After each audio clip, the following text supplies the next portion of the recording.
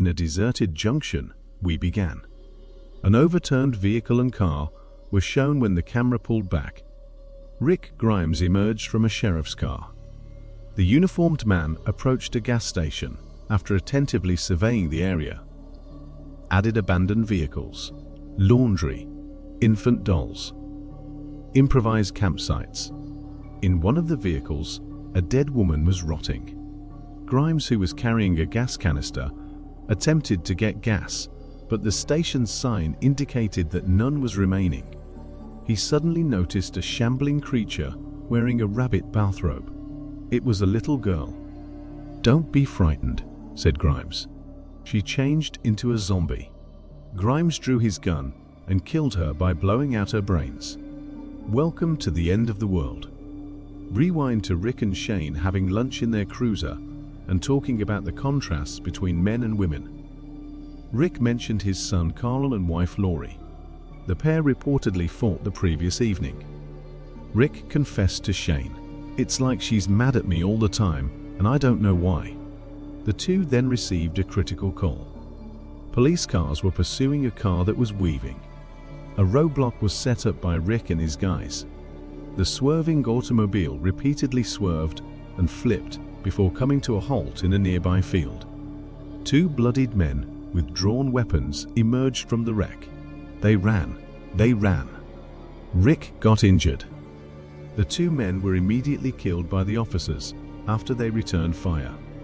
Rick, who had only been given wings and was wearing a bulletproof vest, thought the battle was done. He got up, only to get shot once again. It turned out that the automobile collision contained a third armed individual. The man was blown away by Shane after he lifted his shotgun.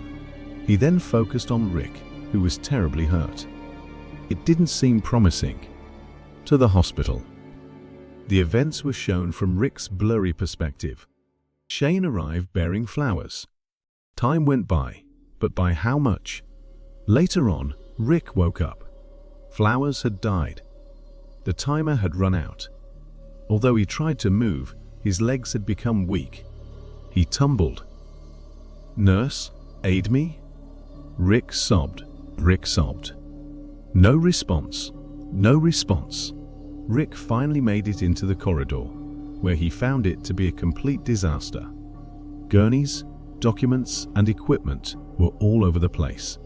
And to make matters worse, a hospital staff who was found dead on the floor and appeared to have been nearly fully consumed. In the meantime, a pair of double doors had been chained shut with the scribbled instruction, "Don't open." Inside is dead. Rick made a sensible decision to move back from the swaying and bulging doors. Something needed to leave. Rick withdrew to a room that was completely dark and had a set of stairs leading down.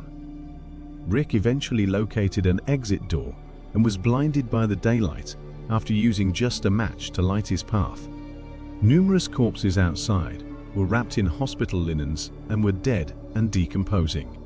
Rick was frightened. Rick staggered out of the medical facility, picked up a bicycle, and rode home. He shouted, "Lori, Carl," but nobody was home. Its inhabitants had long since left. Rick walked outdoors while sobbing. Slowly, something was coming up behind him. It was a boy, not a zombie. Dwayne smashed a shovel at Rick, causing him to fall to the ground. Morgan, the boy's father, ran over and discovered that Rick wasn't a zombie after all. Rick was knocked out by the punch. Rick awakened in a bed for the second time that day, with no memory of where he was. In a suburban house, he was restrained to a bed. "Did you be bitten or scratched, perhaps?" Morgan inquired. Rick clarified that he was only shot once. The group then sat down to eat, and Morgan described how the streets were thronging with walkers. The procedure was as follows. After being burned out by a following fever, you died from bites. Then, after a while, you recovered.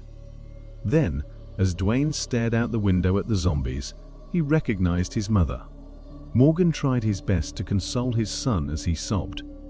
He told Rick, "She passed away on that bed over there in the other room. I should have killed her, but I didn't have the will to.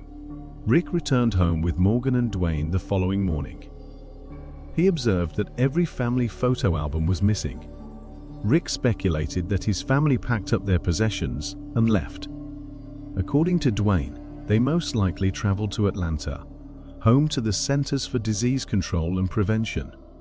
After taking hot showers at the police station, which had its propane supply, the group went there to get their weapons and ammunition. Morgan and Dwayne transferred their items to a neighboring Jeep after Rick bid them farewell.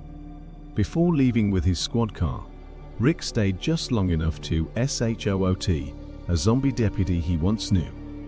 The final stop was Atlanta.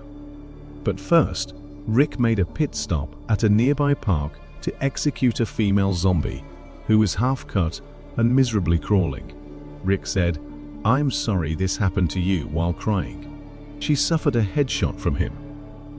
Dwayne and Morgan went home in the interim. The father instructed his kid to wait downstairs before going to the bedroom upstairs. There, Morgan used a scoped rifle to shoot zombies on the street.